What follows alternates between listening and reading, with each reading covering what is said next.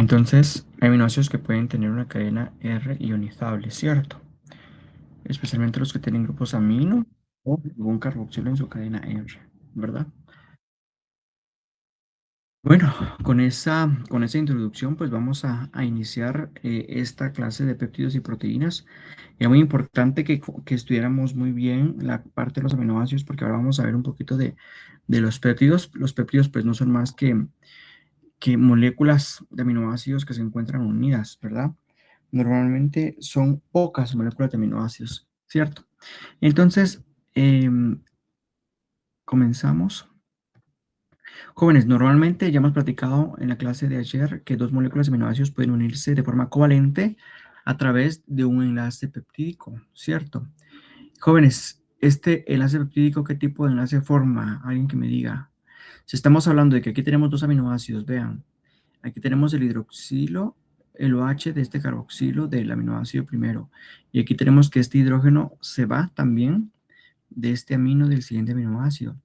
Vea, dijimos que cuando estamos uniendo dos aminoácidos, estamos eliminando una molécula de agua, ¿cierto, jóvenes? ¿Cómo es que llamamos nosotros a estos aminoácidos que se han unido acá?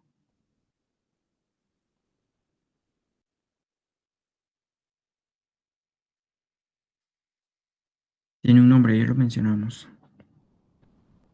No es residuo. Muy bien, el residuo de aminoácido, claro que sí, que es con una molécula de agua menos en el enlace peptídico. Ahora, ¿quién me responde la otra pregunta? ¿Qué tipo de enlace se está formando acá en las nuevas moléculas que se están uniendo? Aquí. ¿Es una interacción débil? ¿O qué tipo de enlace es?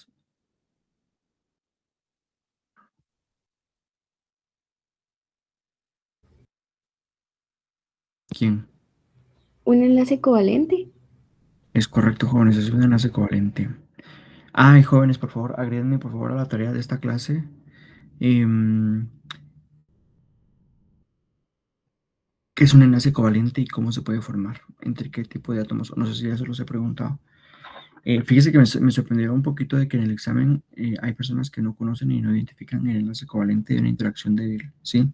Por cierto, jóvenes, ya solo me falta calificar la última serie del examen parcial y ya terminamos y se podrá subir notas primero Dios. Pero sí, en la serie de selección múltiple de pronto no a todos les fue muy bien. En la serie de desarrollo, pues más o menos, ¿verdad? Hay quienes pues sí tuvieron casi una nota completa, casi, pero hay quienes que sí tienen una nota muy bajita en la segunda serie, que es la de respuesta directa. Ahora la tercera serie no la he revisado todavía, pero al momento que estuve revisando algunos exámenes, sí me di cuenta que, por ejemplo, no saber diferenciar el tipo de enlace covalente de otras interacciones débiles me preocupó muchísimo. Por eso también hacía mucho hincapié ayer que repasara mucho de nuevo eso, ¿verdad? Claro, esto, jóvenes, es un enlace covalente. ¿Por qué? Porque estamos compartiendo electrones, ¿verdad? Esta es una reacción, dice, el enlace se forma por la deshidratación en una reacción de condensación. Cuando hablamos de reacción de condensación es de que estamos eliminando una molécula de agua, ¿cierto? Y aparte también es una deshidratación. ¿Por qué? Porque eliminamos una molécula de agua. Y muy bien para la persona que dijo que cuando ya hemos formado un enlace covalente, o sea, un enlace peptídico, eh, ya nosotros ya no le llamamos aminoácido libre a esa molécula, le llamamos residuo de aminoácido, ¿cierto? Jóvenes, entonces los péptidos o los aminoácidos pueden unirse, ¿verdad? Para formar péptidos y después de péptidos, moléculas más grandes, van a formar proteínas. Entonces, estas se pueden unir o se pueden unir más de dos aminoácidos. Si se unen dos aminoácidos, ya nos estaríamos formando un dipéptido, ¿cierto? Por aquí no está el nombre. Pero si hablamos de tres aminoácidos, ya estamos hablando de un tripéptido, tetrapéptido si fueran cuatro residuos de aminoácidos, y si son cinco, pentapéptido, y así sucesivamente, ¿cierto? Entonces, lo que les decía antes, los péptidos normalmente tienen una masa molecular de menos de 10.000, ¿cierto? En cambio, si tiene una masa molecular menos de 10.000, es que estamos hablando de un péptido, es decir, una molécula de un tamaño modesto, ¿cierto? No es súper grande, pero bueno, 10.000 es bastante también. Y hablamos de proteína cuando está conformada por más de 20 aminoácidos. Aunque para que sea una proteína, pues tiene que tener una estructura tridimensional formada de una estabilidad o una estructura nativa estable, ¿cierto? Para que pueda ser funcionalmente activa. Entonces, ahí se convierte en una proteína, ¿cierto? Y entonces una característica es de que normalmente las proteínas pueden tener más de 20 aminoácidos. Y bueno, lo que les decía del residuo, son unidades de aminoácidos de un péptido, o sea que ya están formando enlaces covalentes cuando se asocian a otros aminoácidos, ¿sí? Jóvenes, entonces, regresemos por favor un poquito y veamos algunas características de los péptidos.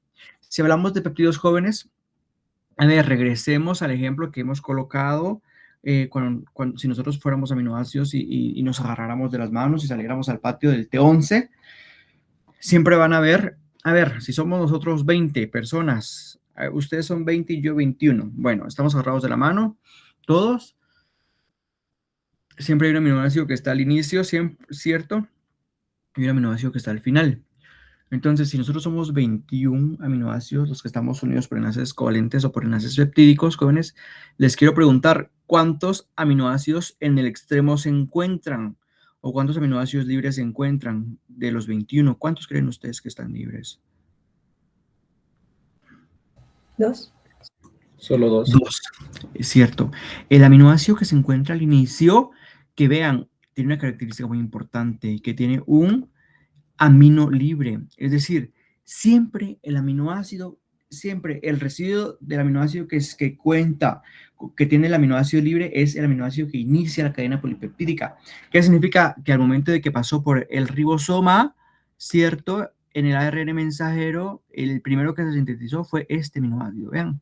Y aquí tiene la característica, aminoácido carbono alfa, carbono carboxílico. Este es el primer aminoácido y es el que nosotros le llamamos como aminoácido amino terminal, ¿verdad? Es el primero, el que está encabezando la cadena polipeptídica. Luego tenemos acá el siguiente aminoácido, que sería el segundo.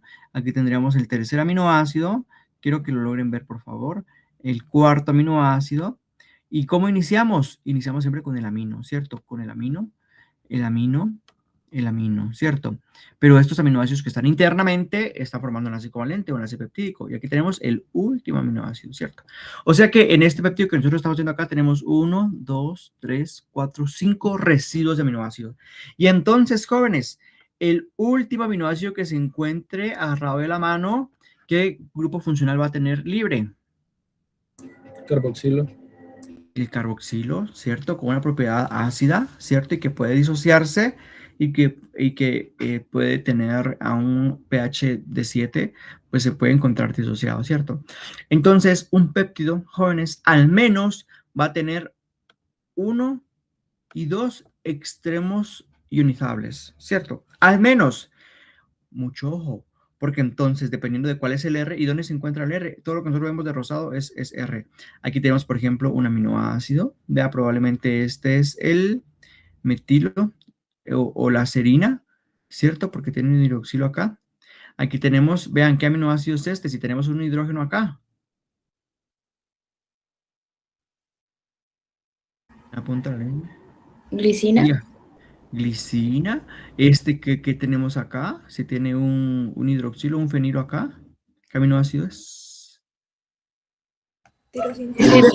Muy bien. Acá,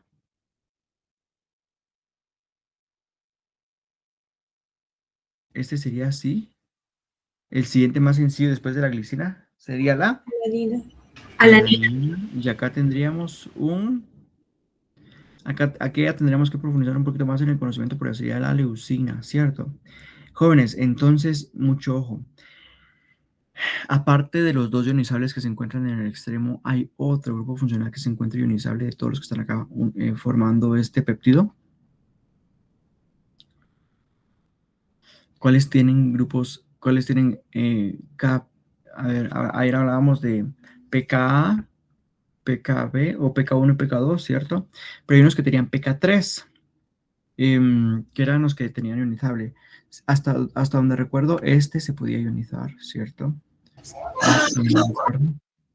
Y me imagino que la serina también puede ionizarse, ¿cierto? En hidroxilo. Corroborémoslo. Tirosina y tirosina y serina. Vamos a ver.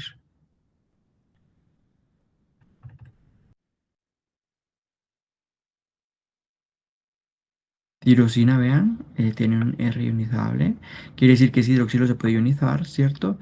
Y la serina, vea, la serina no se ioniza.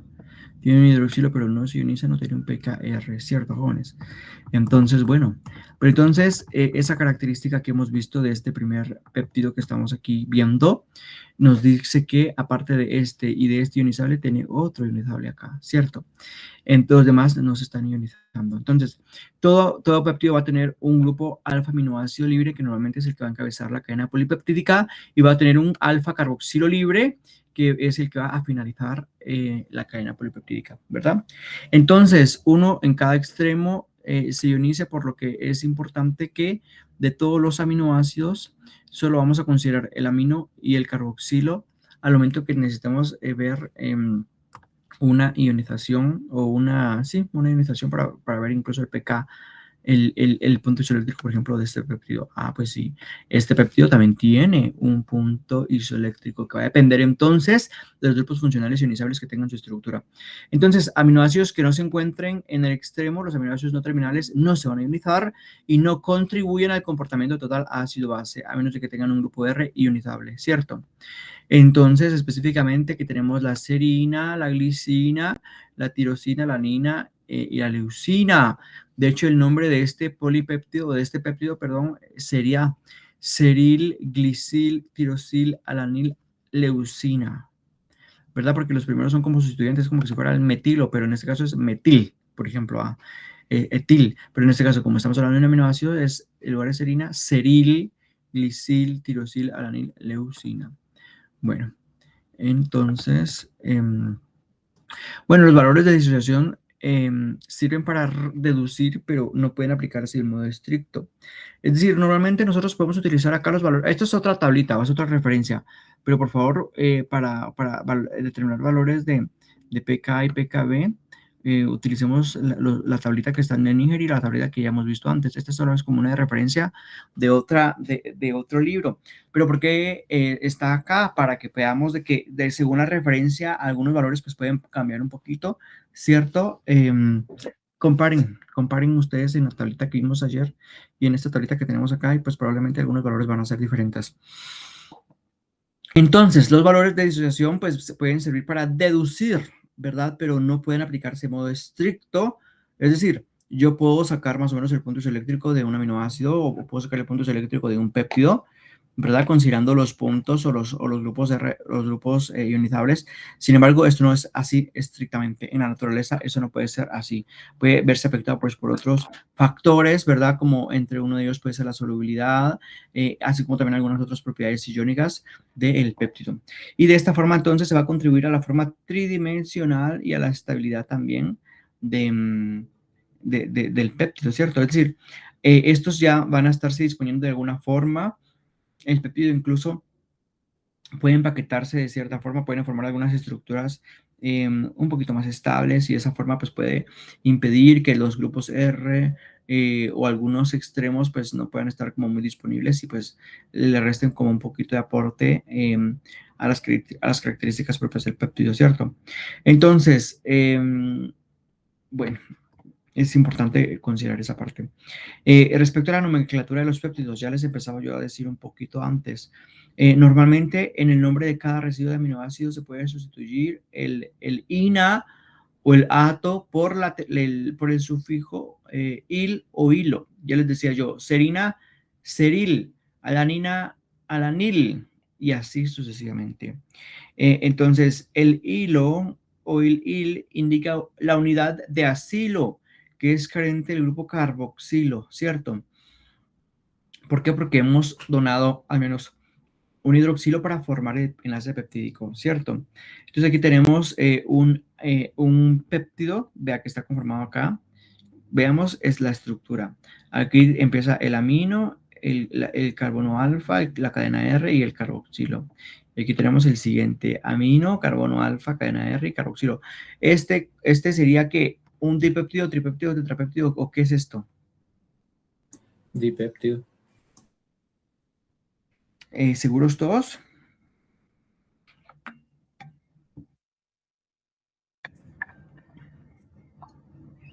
¿Jóvenes? Sí, así es. ¿Tripéptido?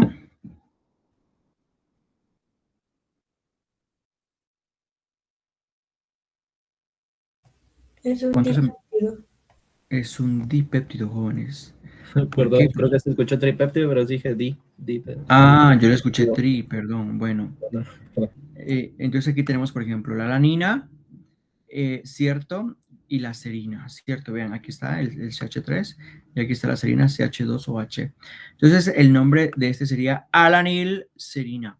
Entonces, el último aminoácido sí lo vamos a colocar como debe de ser, el nombre que es, ¿cierto? Serina. Si estos estuvieran cambiados, sería serilalanina, ¿cierto?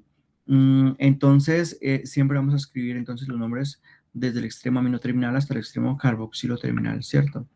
Entonces, bueno, acá tenemos otro ejemplo, tenemos el aspartil, bueno, aquí tenemos un aminoácido.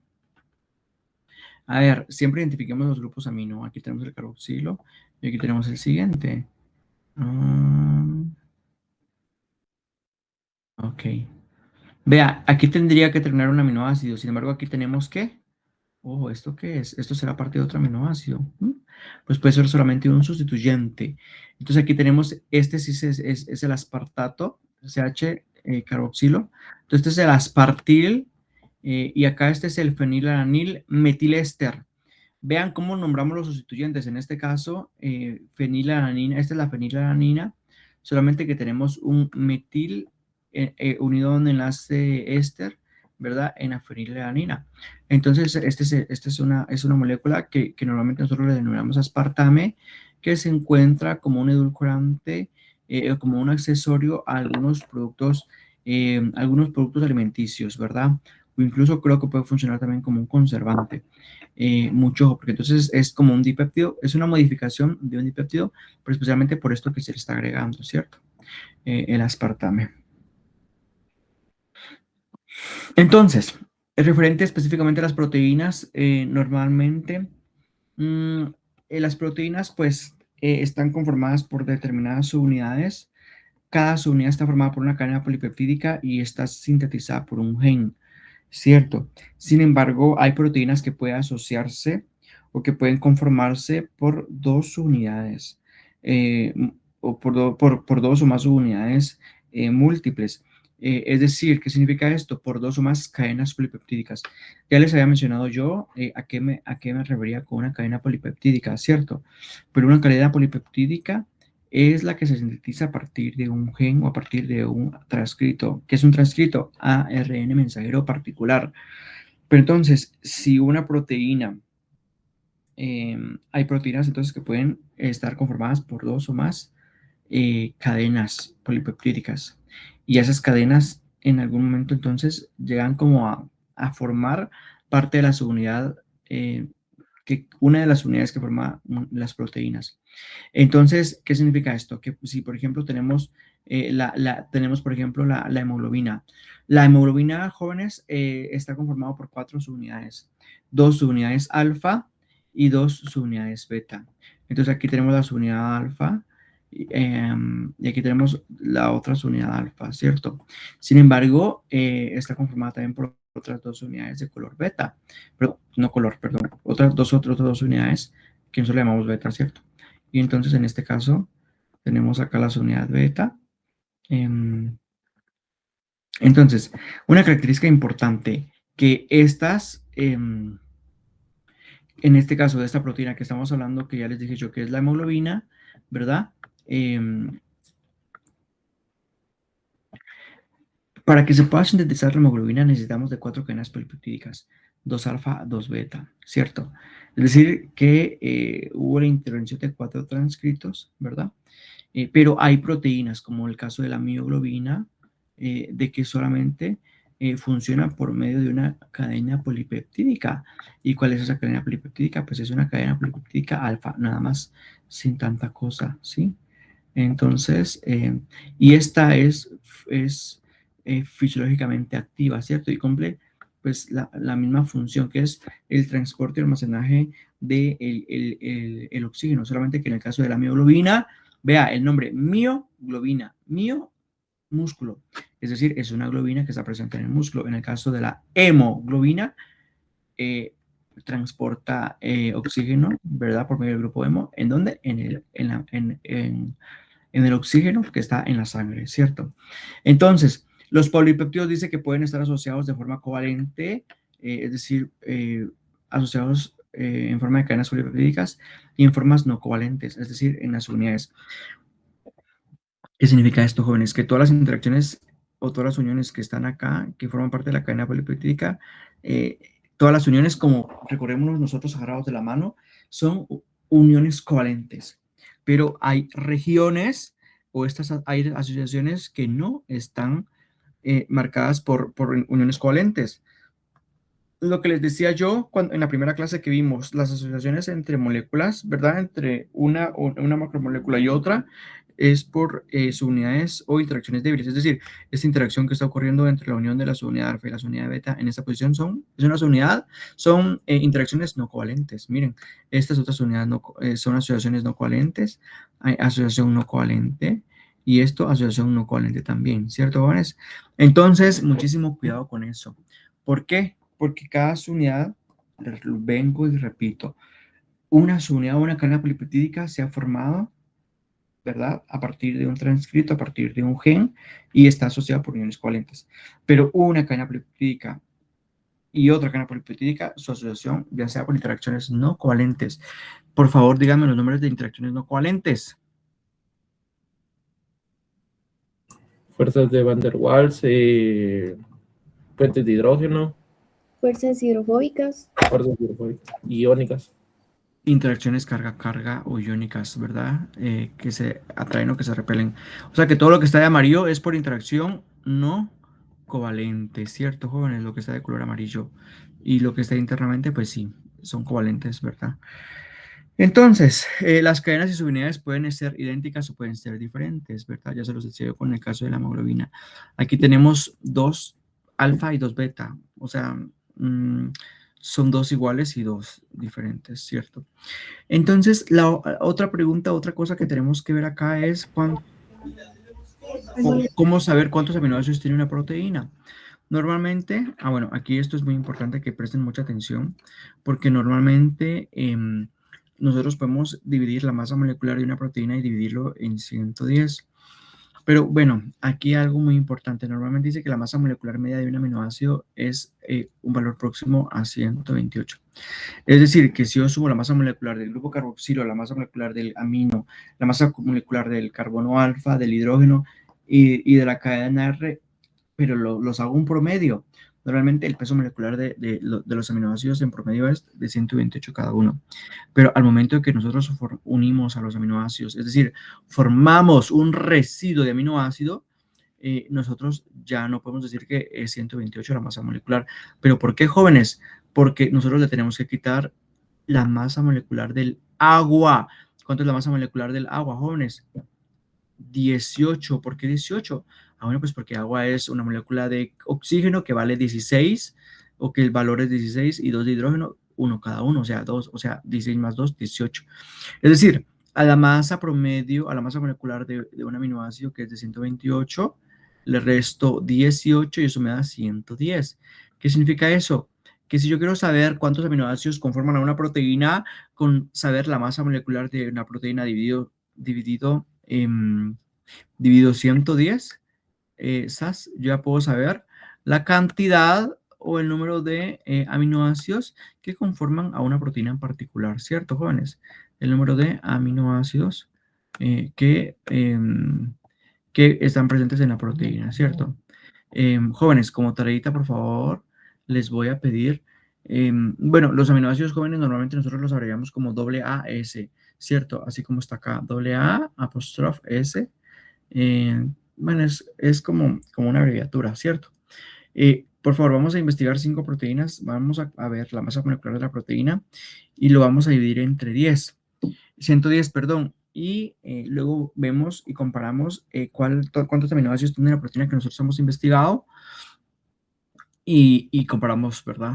Comparamos. Entonces, por ejemplo, pueden agarrar la hemoglobina, la mioglobina, pueden agarrar una transaminasa, como por ejemplo la alaninoaminotransferasa, pueden agarrar la deshidrogenasa láctica, em, pueden agarrar también, a ver, pueden agarrar la insulina, el glucagón, otra proteína que a ustedes les interese mucho, qué sé yo. Bueno, aquí yo les dije algunos ejemplos, pero por favor, 5 proteínas. A ver, de esa proteína investiguen cuántas unidades conforman la proteína, las unidades que la conforman son iguales o son diferentes, em, cuántos aminoácidos tiene, el peso molecular. Hagamos una determinación de cuánto es la relación del peso molecular dividido 110 y si es igual a los aminoácidos que tiene la proteína. Y bueno, eso básicamente. Agreguemos por favor ahí 5 proteínas a la tarea 3. Entonces, normalmente se dice de que hay grupos químicos diferentes, aminoácidos, ¿verdad? A ver, dice que las proteínas que contienen solo aminoácidos son proteínas simples. Es decir, una proteína que solo está conformada por aminoácidos, o sea, es decir, por una cadena polipeptídica o varias cadenas polipeptídicas asociadas, pues se les llama proteínas simples. Sin embargo, hay proteínas que contienen algunos componentes químicos adicionales, es decir, distintos a los aminoácidos. A estos se les va a denominar proteínas conjugadas. ¿Qué significa una proteína conjugada? Que está asociada a otra molécula o a otra macromolécula. Entonces, la parte no aminoacídica de una proteína conjugada, normalmente nosotros la vamos a denominar como el grupo prostético. Ah, vea, este término ustedes lo van a ver muchísimo en bioquímica, así que memorícenselo de una. Un grupo prostético juega un papel muy importante en la función biológica de una proteína. Por favor, investiguen qué es un grupo prostético. Pero entonces, normalmente un grupo prostético va a ser un accesorio no proteínico que se encuentra asociado a una proteína, ¿cierto? Y que es muy importante para que pueda cumplir su función. Vean, aquí tenemos algunas proteínas conjugadas que se van a clasificar según el grupo prostético que tengan. Aquí tenemos, por ejemplo, a las lipoproteínas. Vean, su nombre lo dice muy claro. El grupo prostético que tienen las lipoproteínas pues son los lípidos. Un ejemplo de estas es la beta-lipoproteína de la sangre, o no sé si ustedes han escuchado la proteína B100 o la proteína B48 que están asociadas al LDL, al VLDL o a los kilomicrones, por ejemplo. Bueno, pues esas son lipoproteínas. Son proteínas conjugadas, ¿cierto? Porque tiene una parte proteínica y una parte lipídica. Entonces, el grupo prostético que tienen estas son lípidos. Están también las glicoproteínas, pues no es tan difícil deducir, ¿verdad? El grupo prostético que tienen estas por glico son carbohidratos, ¿cierto? Un ejemplo de estas, las inmunoglobulinas, como cuál, la inmunoglobulina G, la inmunoglobulina E, la inmunoglobulina M. Siempre hay un oligopéptido que forma parte también de las inmunoglobulinas y que especialmente están presentes en los epítopos, que es en las regiones en donde van a interactuar con el antígeno, estas inmunoglobulinas, ¿cierto? Aquí están también las fosfoproteínas. El grupo prostético de estas son los grupos fosfato, ejemplo de la caseína de la leche. Las hemoproteínas o el grupo que tienen normalmente el grupo hemo. Vean, hemoproteínas. Es decir, ¿por qué? Porque tienen grupo hemo en su estructura. Un ejemplo de estos, o el grupo prostético que tienen es el grupo hemo. Y en el centro del grupo hemo van a tener normalmente un hierro asociado a la porfirina, ¿cierto? Ya hemos hablado de los anillos pirrólicos o porfirínicos, ¿verdad? Que forman el grupo hemo y en el centro van a tener el hierro, ¿cierto? Un ejemplo de estos es la hemoglobina, otro puede ser la mioglobina, entre otras. Están también las flavoproteínas, que el grupo prostético que tienen asociados son flavinucleótidos, que son algunos transportadores electrónicos, es decir, de los que aceptan o donan electrones. Aquí un ejemplo de estos es la succinato deshidrogenasa. Vea, todas las enzimas que ustedes vean que terminan como deshidrogenasas porque es una reacción óxido-reducción, ¿cierto? Y aquí también tenemos a las metaloproteínas y estas que tienen asociadas con grupo prostético. Pues bueno, tienen hierro, como en el caso de la ferritina, zinc, como en el caso de la alcohol deshidrogenasa, calcio, como en el caso de la calmodulina, molibdeno, como en el caso de la dinitrogenasa en bacterias, y el cobre, como en el caso de la plastocianina. presente especialmente también en algunas en plantas, ¿cierto? Entonces, ahora la coles hidrogenasa, pues sí, es esta pues que nos ayuda pues para metabolizar un poco el etanol que puede llegar a un ser, ¿verdad? Y bueno, la ferritina, pues que sirve también para el metabolismo del hierro, de hecho que sirve para el almacenamiento del hierro en el cuerpo. Bueno, entonces, jóvenes, por favor, de estas proteínas,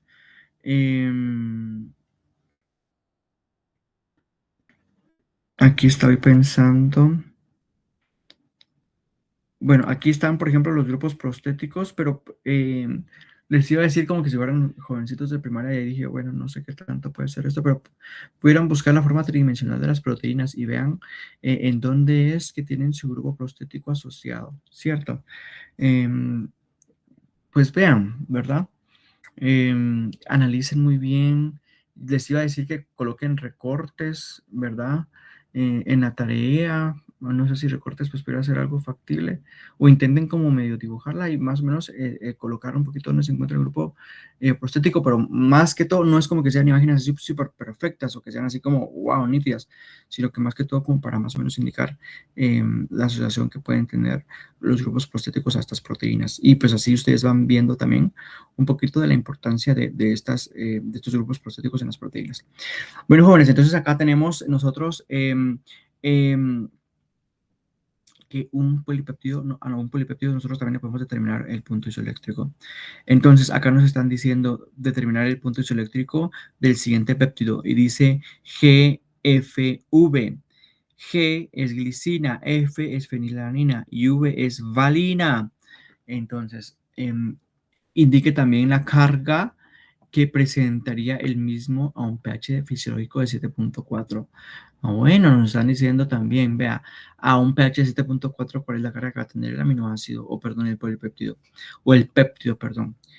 Aquí tenemos entonces la glicina. Si la glicina es el primer aminoácido, ¿qué significa esto? Que el grupo funcional que vamos a tomar en cuenta o que se encuentra ionizable es el del grupo amino. ¿Es el del carboxilo? No, es el del amino, o sea, 9.6. O sea que este PKB o PK2, sí, mucho ojo porque lo vamos a utilizar probablemente. La fenilalanina también tiene un PK y un PKB, pero la fenilalanina como se encuentra en el centro, no tienen grupo de reionizable, vea, por eso acá no tiene PKR. De hecho, ninguno de estos tres tiene PKR. Y aquí tenemos la valina. La valina, pues, tiene un grupo ionizable, sí. ¿Cuál es? El carboxilo. Por eso tomamos en cuenta acá el punto, perdón, el pKa, que es el del carboxilo, ¿cierto? Para indicar de qué este es el que se puede ionizar. Entonces, como en este caso únicamente tenemos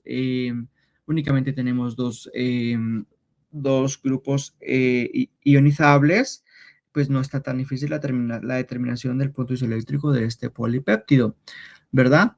Pues porque podemos hacer un promedio de los dos únicos que están afectando el péptido y pues podemos sacar el punto isoeléctrico a partir de estos dos. Jóvenes, ¿cómo sacamos el punto isoeléctrico de esta molécula? Sumamos 2.34 más 9.60 dividido 2. Y eso nos da este ejemplo 5.97. 2.34. 2.32 más 9.60 dividido 2. Ok, muy bien. A ver, ¿qué dicen todos? ¿Apoyan el de 2.34 o 2.32? 2.32. Es 2.32 porque son los ionizables. O sea, que es el carboxilo de la valina, porque es la valina la que se encuentra al final. Entonces, jóvenes, nosotros acá es como que nosotros tenemos el aminoácido el aminoácido de la glicina, porque es la primera que se encuentra, ¿cierto? El aminoácido de la glicina, aquí, este es el amino, ¿verdad? El aminoácido de esta. Entonces aquí se encuentra la glicina y de ahí no hay ningún R ionizable. Luego se encuentra la fenilalanina, pero de este no hay ninguno ionizable, ¿cierto?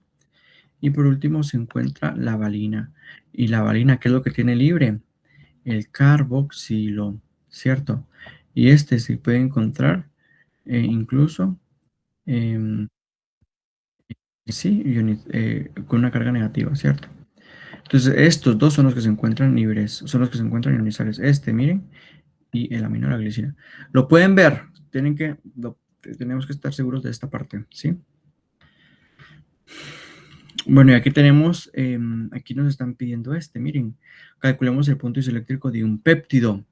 En este caso tenemos la alanina, tenemos el glutamato, tenemos la glicina y tenemos la lisina, ¿cierto?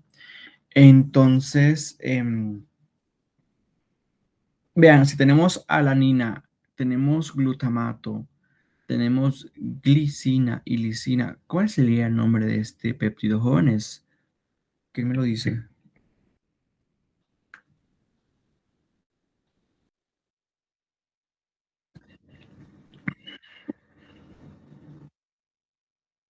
¿Quién se anima? El nombre del péptido, del tetrapéptido, de hecho.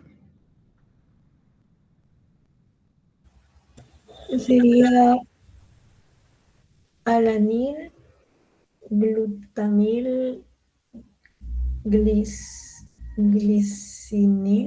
glicina. No sé si estará bien. Listo. Solo en el caso de la glicina, en lugar de glicina es glicil, que sería entonces alanil, glutamil, glicil, lisina. Muy bien por intentarlo. Listo. Sí, por ponerlo. Entonces, ahora veamos un poquito los grupos funcionales que tiene este péptido que tenemos acá. Pues tenemos algunos muy interesantes, ¿verdad? Tenemos que la alanina es el primer aminoácido. ¿Tiene un grupo de reionizable la alanina, jóvenes? No. La alanina es el primer aminoácido del polipéptido o de la cadena. Entonces sí, perdón. Grupo amino. Eso, entonces la alanina es esto, miren, del grupo amino, carbono alfa y carboxilo. ¿Tiene uno ionizable? Sí, ¿cuál? El amino. Listo, aquí está. Después tenemos el amino del glutamato, tenemos el amino, carbono alfa y carboxilo. ¿Tiene un grupo ionizable el glutamato? Sí. Ah, pues aquí está, el ionizable es el carboxilo, con la carga negativa. Ok, tenemos que considerar estos dos. Ahora acá tenemos el siguiente, la glicina, amino, carbono alfa, carboxilo. ¿Tiene un grupo de reionizable o uno de sus grupos funcionales es ionizable? No, no tiene. Nada, cierto, muy bien. Y de último tenemos la lisina. Está conformado por un grupo amino, carbono alfa y el carboxilo.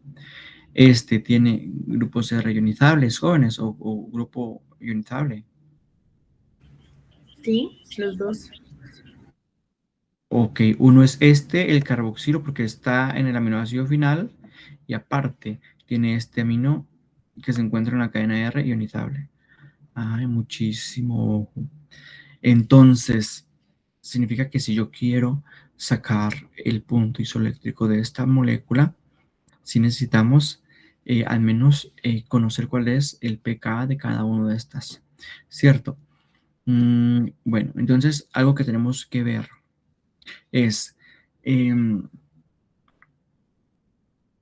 si tenemos un pH de 0, porque nosotros lo que tenemos que saber para poder calcular el punto isoeléctrico de un péptido, jóvenes, es cómo se encuentra o cuál es la carga del péptido cuando nosotros estamos a un pH de 0, a un pH de 0 o de 1. ¿Por qué pH de 0? Porque es lo más ácido posible habido y por haber, con una concentración de iones hidrógeno casi que de 1 molar, o sea, muy ácido, ¿cierto?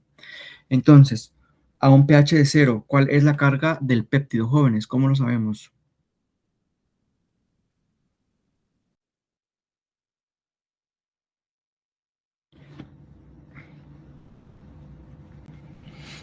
Está protonado todo. Protonado todo, listo. A ver, a un pH de 0, ¿qué carga tiene este amino? Más dos. ¿Cómo? Vamos a ir por grupo funcional. A un pH de 0, ¿qué carga tiene este amino? Positivo. Positivo 1. Positivo. Listo. ¿Qué carga tiene este carboxilo a un pH de 0? Neutro. Neutro. ¿Por qué?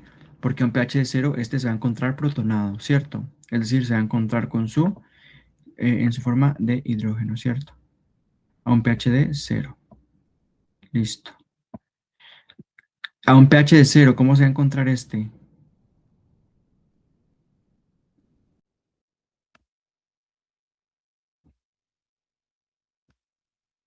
Más 1. Más 1, muy bien. Vamos a borrar esto. Este se encuentra con la carga de más 1. Y a un pH de 0, ¿cómo se va a encontrar este? Neutro. Neutro. Por eso es que va a tener este también una forma acá, ¿cierto? Entonces estos dos son neutros, los carboxilos, y los otros van a estar positivo o positivo. Entonces, en total, la carga neta de esta molécula es más 2, ¿cierto? De ahí lo siguiente que tenemos que ver es, si yo le empiezo a agregar una base o a hidróxido acá, a esta molécula, a este péptido, ¿cuál sería el primero que se disocia? ¿Cuál es el que se va a disociar o que se va a desprotonar primero? Entonces acá tenemos que nosotros conocer cuál es el, el pK1 y el pK2 de los involucrados. Por favor, jóvenes, ayer les dije que tuvieran a la mano la tablita, ¿cierto? ¿La tienen ahí a la mano? Si la tienen ahí a la mano, por favor, me van a decir en este momento cuál es el pK2 de la alanina. Es 9.69. 9.69. O sea que este es 9.69. 9.69. Es el pK 9.69. Bueno, algo así.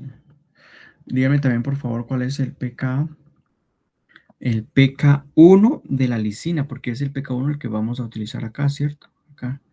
¿Cuál es el pK1? 2.18. 2.18.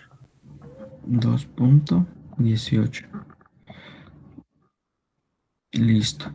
Vean, pero si estamos hablando de la lisina también, usamos el pK1. No usamos el pK2, pero sí usamos el pKr. ¿Cuál es el pKr de la lisina? 10.53. 10.53. Listo. ¿Y cuál es? Entonces, este sería el pK1, el pK2 o el pK3 del glutamato. ¿Cuál usamos acá entonces en este carboxilo? ¿Se utilizaría el PK1 o no? ¿Qué opinan los demás? ¿Usamos el pK1 en el glutamato? El El pK. pK1. PKR. ¿El pK?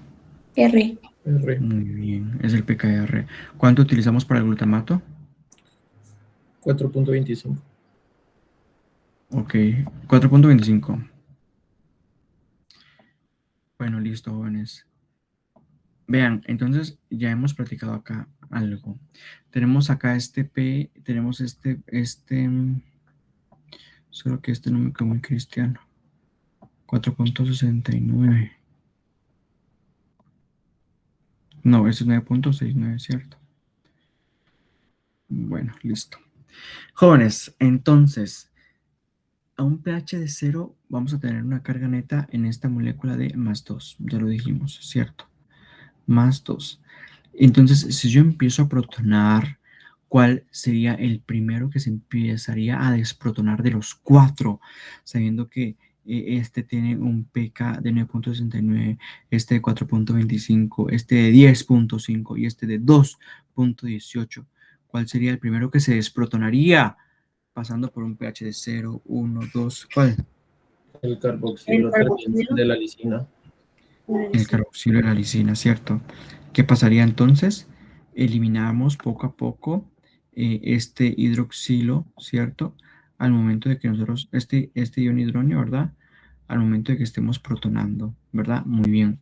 Entonces, acá, ¿cuál es el primero que se disocia o se desprotona? Pues justo el carboxilo de la lisina, ¿cierto? Primero se van los carboxilos, ¿verdad? Se van los carboxilos. Al momento que yo estoy desprotonando, aquí sería como la parte inversa, ¿cierto? y luego se van los aminos, ¿cierto? Entonces, en primer lugar, el que seguiría va a ser, en primer lugar, el que seguiría va a ser el carboxilo, ¿cierto? En segundo lugar, el que se va a ser el otro carboxilo. Entonces, este es el primero que se va, el uno. Este sería el segundo. Después, en la secuencia, ¿cuál sería el siguiente que se va? ¿El de arriba o el de abajo? El de El arriba. de arriba. Este, y de último se va este, ¿cierto? Ok. Em, entonces, luego se van a desprotonar los aminos que tienen carga negativa. Bueno, se desprotonan los aminos. Vamos a ver qué dice acá. Ok. Vamos a quedarnos con esta información y vamos a ver si lo podemos resolver en una tablita. Permítanme, vamos a ver. Bueno, por si quieren tomar una captura de esto, porque creo que lo vamos a borrar, ya no lo vamos a ver, pero lo que quiero es que lo podamos. Ah, bueno, vamos a ver si lo puedo hacer aquí. Permí-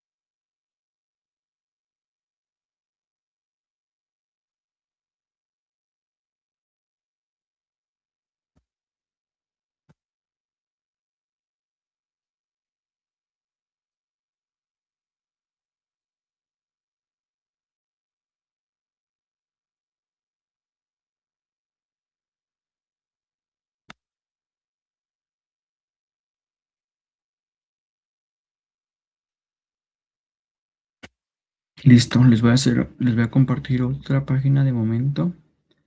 Mm, Presentar otra cosa, ventana. Les voy a presentar esta pantalla, porque sí me interesa que lo sepan hacer. Bueno, jóvenes, ahora están viendo esto, ¿cierto? Están viendo el PowerPoint, ¿sí? ¿Me confirman? ¿Sí? Sí, así es. Listo. Entonces, vean, aquí abajito en los comentarios nosotros tenemos la alanina, el glutamil, el glisil, la lisina. Tenemos cuáles son los grupos que se van los grupos que se van a disociar, ¿cierto? Y acá, vamos a copiar esto acá, ¿cierto? Vamos a poner esto acá. Vamos a poner esto aquí.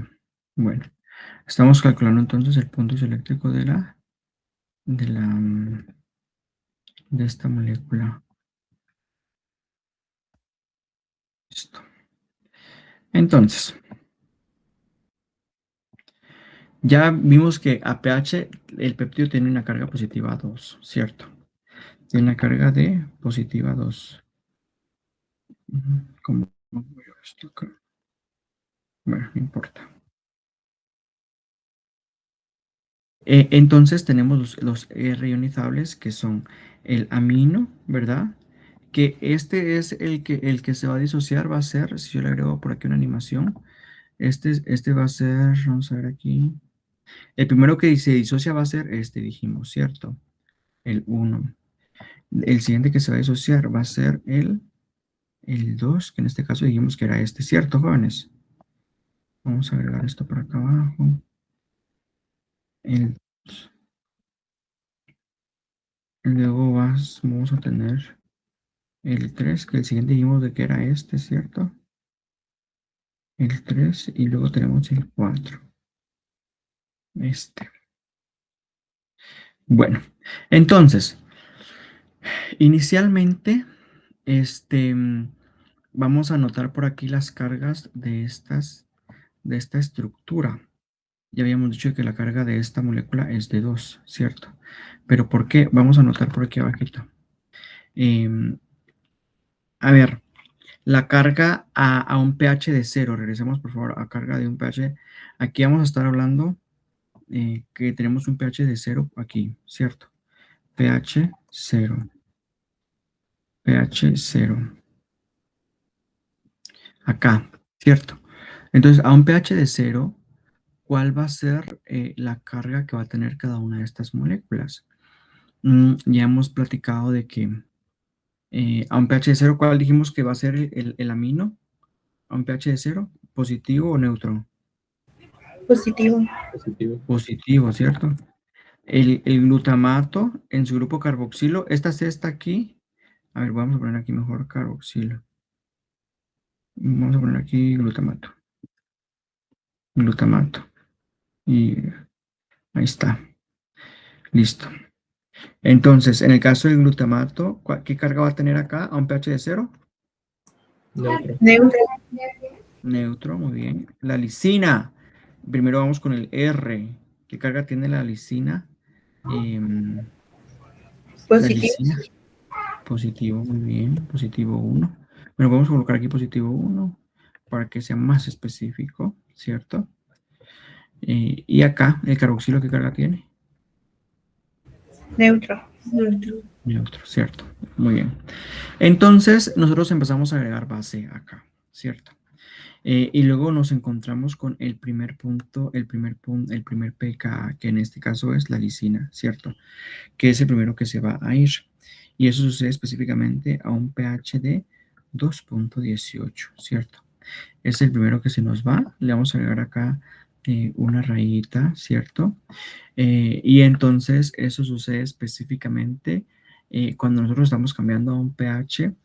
Hagan de cuenta que de 2.58. Entonces yo le pongo acá un pH de 2.58. Vamos a ver aquí, voy a poner esta flechita.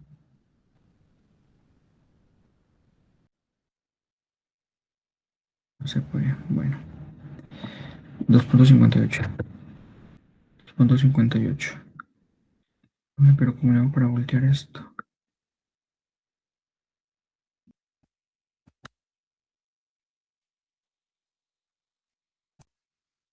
Queda al revés. Bueno, si no, vamos a colocarlo.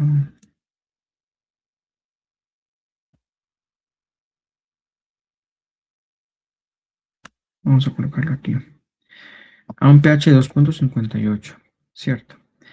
A ver, aquí esto se está transformando. Y entonces este carboxilo que se encuentra acá, ¿cierto? Empieza a desprotonarse. Entonces, este pasa de una carga de 0 a ¿qué carga, jóvenes? A un pH después de 2.58. ¿Cuáles son las cargas? El primero, pues se permanece como más 1, ¿cierto? Porque no se ve afectado.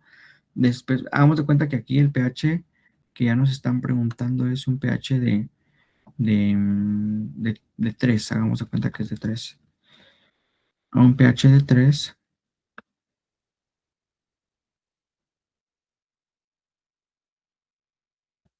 Podemos poner incluso 3.5. 3.5.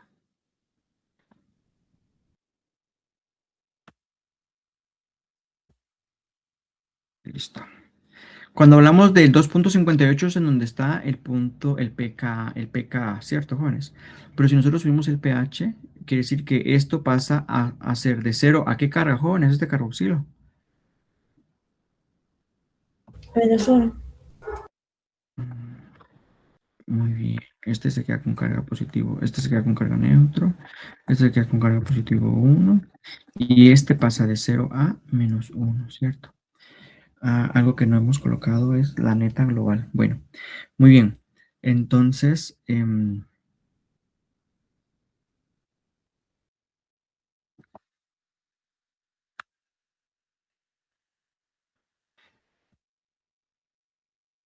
Entonces, la carga neta global la vamos a ir colocando pues al final, ¿cierto?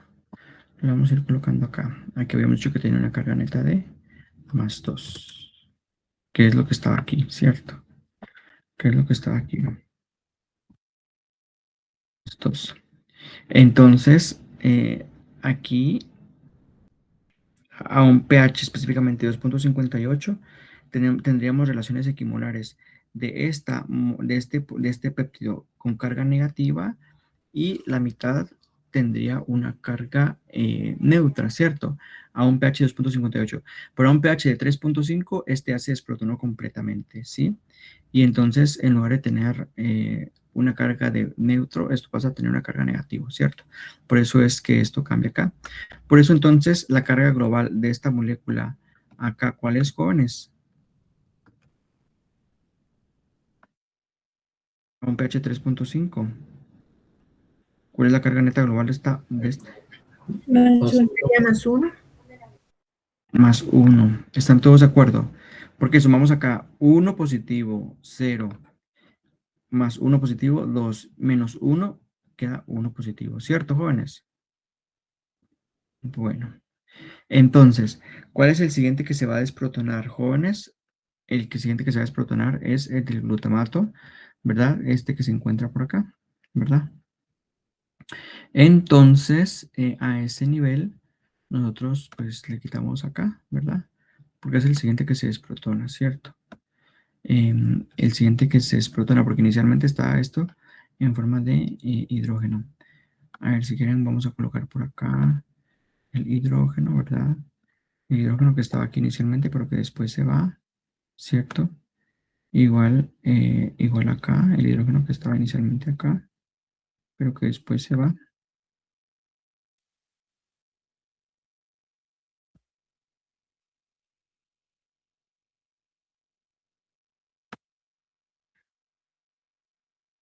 Listo, listo. Entonces, primero se fue este, ¿verdad? Y de luego se va el otro, ¿cierto? Mm, Uy, Dios mío, ¿cómo era aquí? Insertar. Bueno, no sé dónde era. Que le agregamos las cositas estas.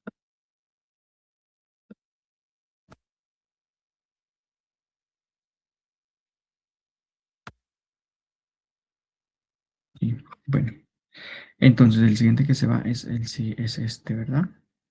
A ver, si seguimos agregando base, porque empezamos a un pH de 0, ¿verdad? Después, el siguiente que se va es el segundo, ¿cierto? Y esto sucede específicamente a un pH de, en lugar de 2.58 sería a un pH de, ¿qué? ¿Cuál es el siguiente pH, dijimos? ¿El pK? ¿Qué dijimos? Jóvenes. 4.25. Listo, 4.25, ¿verdad? Muy bien. Una pregunta en el anterior, ¿no sería 2.18? 2.18, sí. No sé dónde saqué los puntos 58. Gracias por la observación. No sé, en algún lugar saqué los puntos 58. Pero sí, 2.18, ¿cierto? Entonces, después, ¿qué sucede, por ejemplo, a un pH un poquito más, a un pH como, por ejemplo, a un pH de 6? A ver, a 4.25 tenemos nosotros una especie particular, ¿verdad?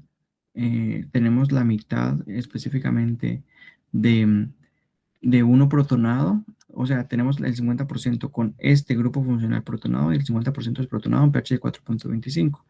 Pero un pH, por ejemplo, de 6, ¿verdad? Este ya se desprotonó completamente, ¿cierto? ¿Y cuál es la carga neta de la molécula? Este se ve afectado en pH de 6, jóvenes, este primer amino. No, Pues acá quedamos como más 1, ¿cierto? ¿El glutamato qué carga tiene ahora?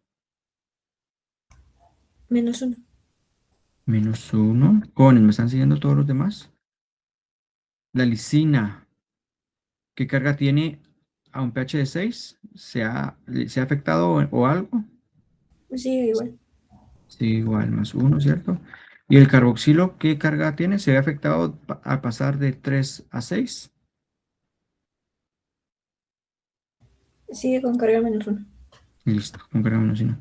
¿Cuál es la carga neta global de esta molécula? Si sumamos todas las cargas. 0. 0. Pero 0. Listo. Listo, muy bien, 0. Mucho ojo.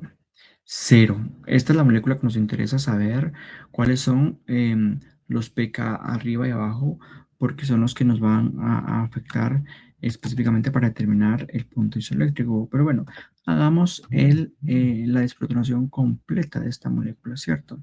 Entonces tenemos acá que ¿cuál es el siguiente pKa o cuál es el siguiente grupo funcional que se encuentra afectado? ¿Cuál dijimos que era?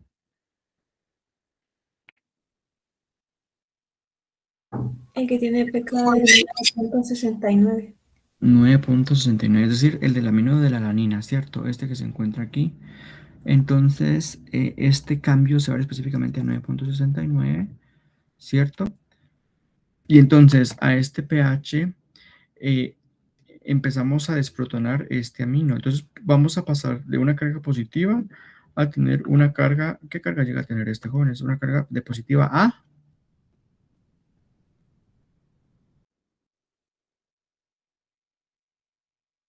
Negativa, neutra.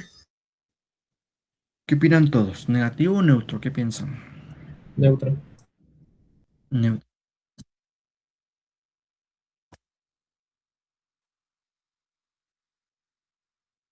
Aquí vamos a ver qué es lo que afecta, qué es lo que pasa con este cuando tenemos un pH de, vamos a colocarle 10 porque el otro ya está muy cercano también, ¿cierto? Vamos a colocarle un pH de 10. Entonces, un pH de 10. Este tiene carga de 0. Este se ve afectado, el glutamato. ¿Qué carga tiene? Permanece en carga -1. Este se encuentra afectado en pH de 10. No, Ya como positivo 1 todavía. Y este se encuentra afectado, ¿se afecta? No. Muy bien. ¿Cuál es la carga neta global de esta molécula a un pH de 10? -1. -1. Listo. Muy bien.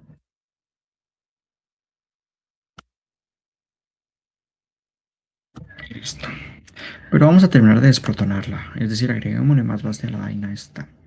Entonces, ¿qué es lo que sucede? Entonces, el siguiente se empieza a desprotonar a un pH de... ¿Qué pH, jóvenes? El siguiente a qué pH se desprotona. 10.53.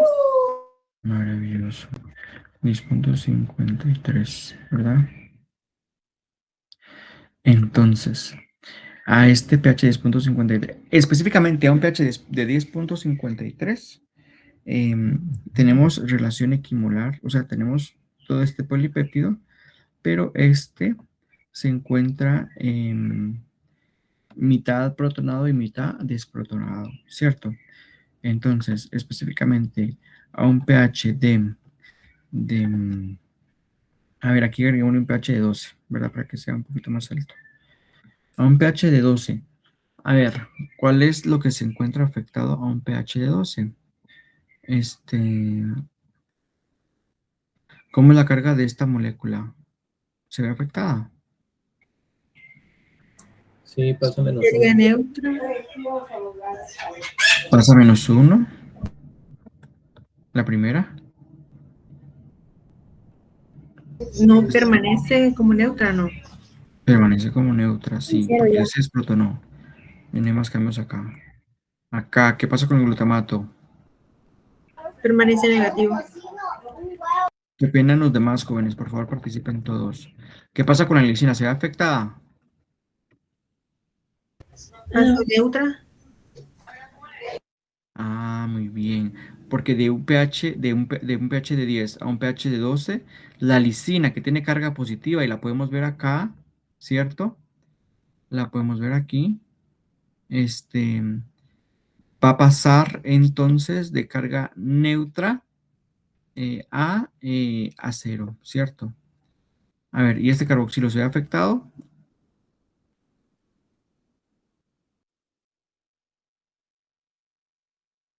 No, el Chicos, carboxilo no. muy bien.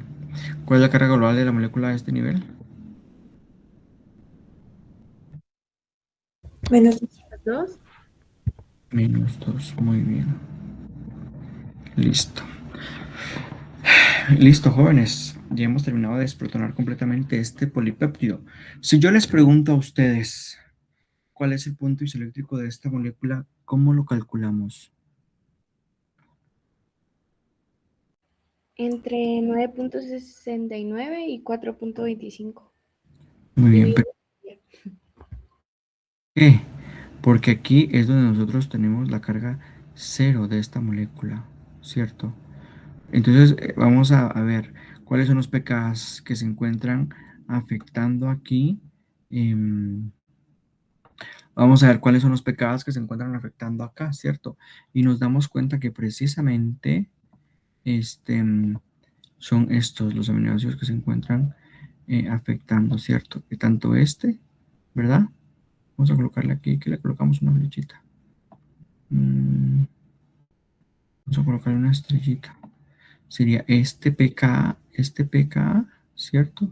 Y este, ¿cierto? Y este, ¿verdad? Este,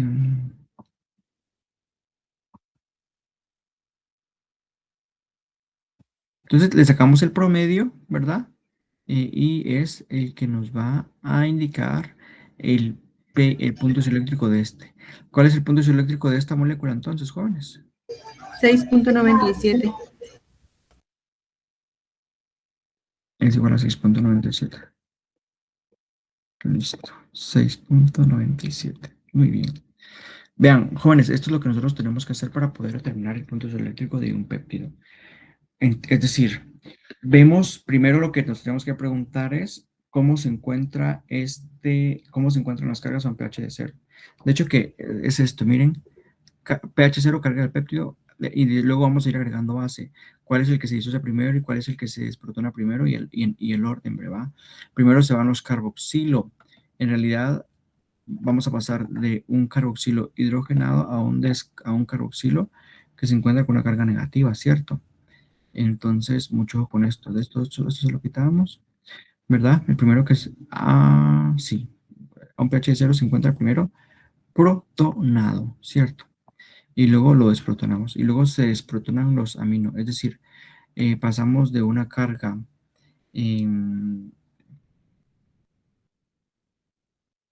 amino de carga positiva, NH3 positivo, a NH2, que es neutro, ¿cierto? Es lo que tienen que ustedes ver muy bien. Es lo que tienen que ver ustedes muy bien, ¿cierto? Así es como se está dando el cambio, ¿cierto? Y en este caso va a pasar de neutro a carga negativa, ¿cierto? Eh, y luego dice, tenemos que tener mucho cuidado con los pKs en los cuales está la molécula neutra, ¿verdad? O sea, es decir, ahora, neutro, pero el grupo funcional, ¿cierto? Pero luego tenemos que ver, mejor, aquí yo les coloqué neutro, pero estamos hablando de esta molécula, ¿cierto? De esta molécula del amino precisamente, ¿verdad? O sea, aquí están como los grupos funcionales neutros y aquí están los cargados positivos. Se los voy a poner aquí, esto se los voy a poner de otro colorcito, se los voy a poner aquí este, y aquí les vamos a poner este amino. Bueno, listo. Tenemos que ver entonces que todo este polipéptido, ¿verdad?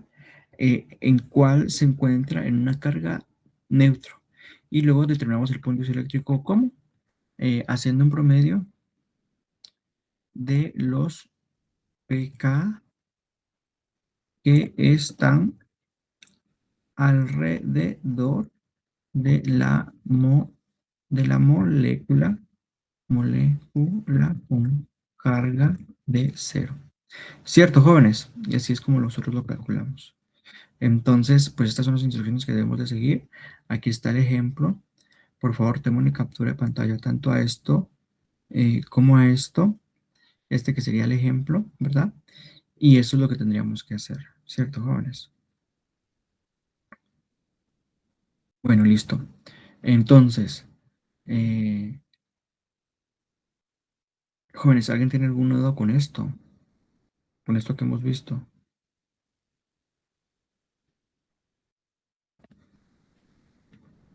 Por ahí miré un chequecito. ¿Qué opinan los demás? Fátima, José Eduardo, Leonel, Carla, Gabriela. A ver, no he visto chequecito de Antonio. No he visto tampoco chequecito de quién. López.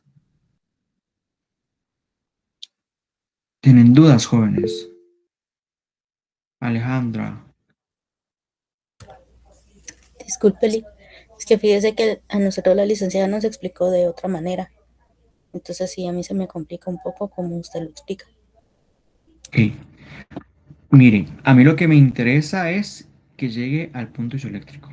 Es decir, todos los caminos llegan a Roma. Hay quienes utilizan que no se van así para abajo, sino que se van horizontal.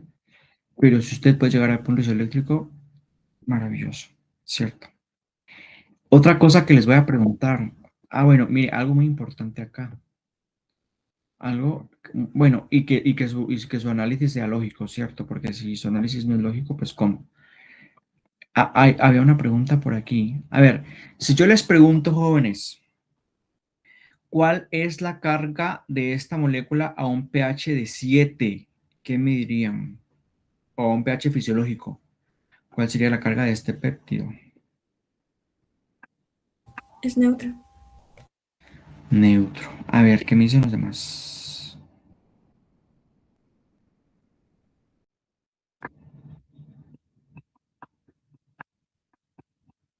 Melissa da chequecito, José Eduardo también, Lionel también, Catherine, Clarissa, Mirecha.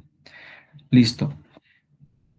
El punto iseléctrico ya vimos que es 6 puntos. ¿Dónde está la cosa esta? Aquí está. Ya vimos que el punto iseléctrico es de 6,97. Va. Y si yo les estoy preguntando entonces a un pH de 7, 6,97 a 7, pues es casi nada, pues sí, neutro.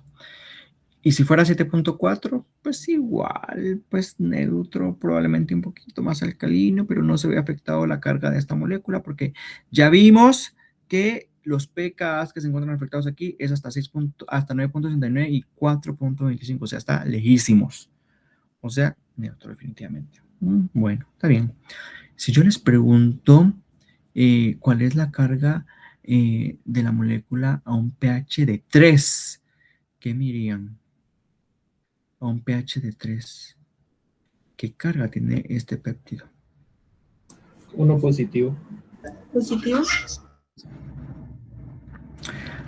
Y vamos a ubicar el pH de 3 aquí. Vamos a poner aquí está 3, aquí está 2,18, aquí está 0, aquí está 3,5, o sea que el pH de 3 está como por acá, ¿cierto? Ah, pues sí, está en 1 positivo, ¿cierto? 1 positivo. ¿Por qué? Porque no voy a ponerle otro color acá. ¿Por qué? Porque ya hemos desprotonado el primero carboxilo, ¿cierto? Y ya superamos incluso el pK del primer carboxilo, es decir, lo desprotonamos, es decir, que pasó de carga 0 a -1, este que está acá. Entonces sí, una carga de positivo 1. Probablemente no sea completa, pero está alrededor de 1, ¿cierto? De 1 positivo, ¿cierto? Muy bien. Si yo les pregunto cuál es la carga de esta molécula a un pH de 9,5, ¿qué me dirían ustedes? Negativa. 9,5. ¿Negativa cuánto? Neutro, ¿no? Mm, permítanme un ratito.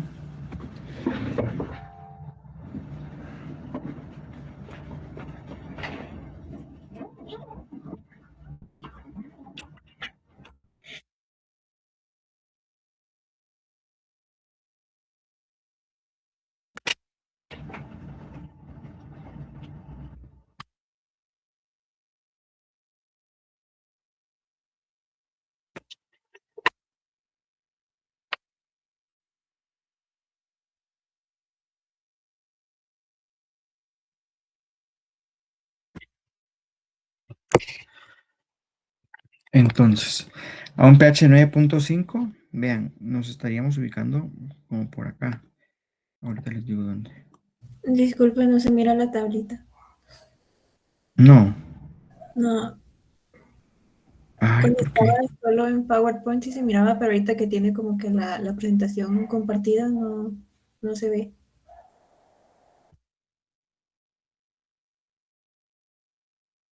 Uy, sigo trabajando acá con esta. Vamos a ver.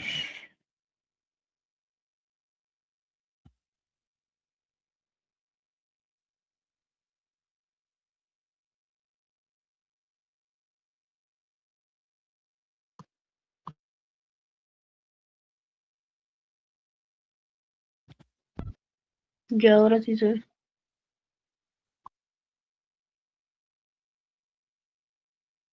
Vea, 9.5 se encuentra. Ay, pero es que esto ya no lo puedo mover. Ah, bueno, pero.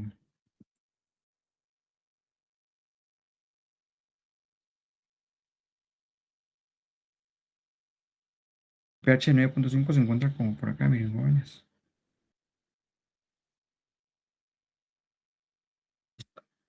Que es la segunda viñeta que está acá. Entonces, mucho ojo con esto. Porque a un pH de 9.5 todavía no hemos desprotonado completamente. ¿Cuál sería el grupo amino, cierto? Aún no hemos desprotonado el grupo amino, este que está acá, cierto, que es el que tendríamos que desprotonar. Em, es decir, que aún se encuentra con carga como entre 0 y -1. La respuesta correcta es entre 0 y -1 porque no se ha desprotonado completamente, ¿sí? Em, pues eso es lo que me pueden decir. No se puede saber exactamente, pero estaría entre 0 y -1, ¿cierto? Entonces, así es como tendríamos que ir como calculando, ¿verdad? Em, y bueno, eso. Licenciado, disculpe. O sea que Ujú. si, por ejemplo, 4 punto, no sé, 30 y algo, también sería, digamos, 4.39, digamos, también sería entre 0 y +1. O qué cierta cantidad de decimales debería tener diferencia como para ser de Ahorita le neutro. digo. Vamos a mover la barrita. A 4.4, póngale por acá, miren. Ah, bueno. Es decir, ya pasamos a desprotonar acá el glutamato, porque es este el que se encuentra afectado acá, pero no lo hemos desprotonado completamente. Es decir, a ese nivel aún no, que sería esto por acá, ¿cierto? A ese nivel no podríamos decir, vamos a colocar otro colorcito. Y a ese nivel también podemos decir que la carga de esta molécula a un pH de 4 ¿qué me dijo? 4.4. Se encontraría como 4.4. Estaría la carga a ver, entre, entre +1 y 0, ¿cierto? Que sería como por acá. No, no es 0 porque no está en la carga neutra de 0, porque no se ha como desprotonado completamente, ¿verdad? Pero tampoco está en positivo 1 porque ya pasamos del pK, ya pasamos del 4.25 que es en donde se encontraba el pKr del glutamato, ¿cierto? Entonces está entre 0 y +1 positivo, sí. Y así. Bueno, listo. Voy a dejar de presentar esto.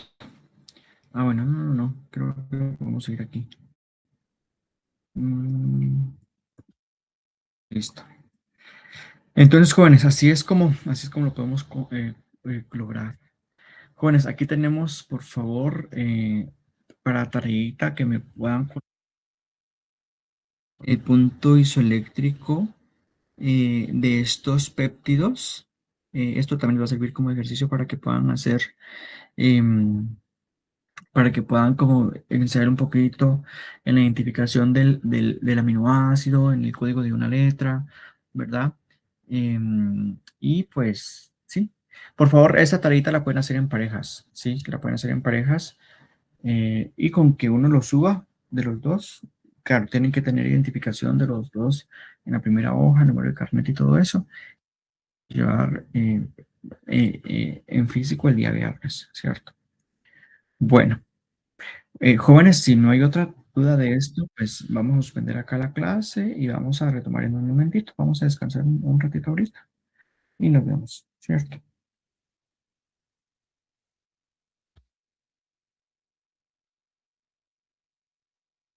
Listo, jóvenes. Bueno, descansamos un momentito, pues. Por cierto, solo comentarles que la clase de esta ya se la subí, ya se las compartí por ahí en el link, pues en la plataforma. Lo único que esta modificación que yo hice acá, que ustedes vieron, no está cambiada, ¿cierto? Sino que se fue con la que tenía originalmente. Entonces, pues ustedes ya ahorita le tomaron captura y pues hagan pues las anotaciones respectivas respecto a lo que se modificó, que es como para que esté un poquito más claro, ¿verdad? Bueno, tengamos un receso, pues si cualquier cosita, pues pueden revisar alguna cosa ahí.